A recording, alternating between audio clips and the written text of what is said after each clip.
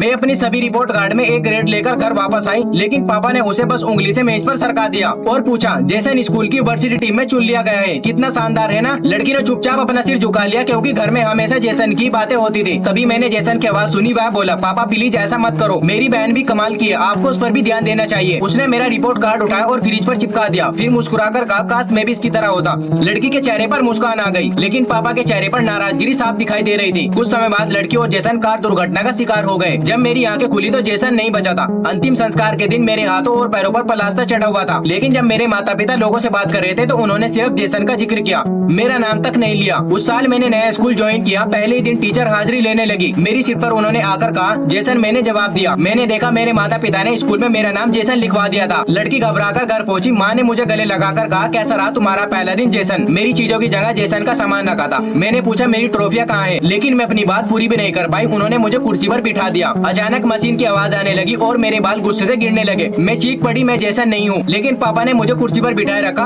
उन्होंने कहा, बिल्कुल तुम जैसन हो। मैं एक घंटा आईने के सामने रोती रही। तभी मुझे समझ आ गया कि मैं इस तरह नहीं जी सकती। मैंने अपना फोन उठाया ताकि मैं अपनी दोस्त को बुला सकूं, लेकिन मैंने देखा कि मेरे सारे कॉन्टैक्ट मिटा दिए गए। उनकी जगह जैसन के दोस्तों के नंबर सेव थे। मेरे माता पिता ने मेरी पहचान बदलने की कोशिश की। उसी पल मैंने फैसला कर लिया। मैंने अपना बैग पैक कर लिया और अटारी में रखे अपने कपड़े निकाले और नीचे आ गई। मुझे देखकर दोनों मुस्कुराए। पापा ने पूछा, हमारा जैसन इतनी रात को कहाँ जा रहा। लड़की ने दरवाजा खोला और उनकी ओर मुड़कर कहा, जैसन मर चुका है, वह इस दुनिया में नहीं है। मैं जैसन नहीं हूँ और कभी जैसन नहीं बनूंगी। आप दोनों की सोच बीमार पड़ चुकी है। अगर जैसन यह सब देख रहा होगा तो सिर्फ दुख होगा कि आपने मेरे साथ क्या किया। मैंने जोर से दरवाजा बंद कर दिया। खिड़की से पीछे मुड़कर देखा। उनके चेहरे की मुस्कान गायब हो चुकी थी और वे खाली हॉल की तरफ देख रहे थे जहाँ जैसन कभी वापस नहीं आने वाला था। फिर दोनों वहीं परस्पर बैठकर फूट फूट कर रोने लगे। आखिरकार उन्हें एहसास हुआ कि उनका बेटा सचमुच मर चुका है और अपनी बेटी को वे लगभग खो चुके थे। लड़की फिर उनसे मिलने कभी वापस नहीं गई।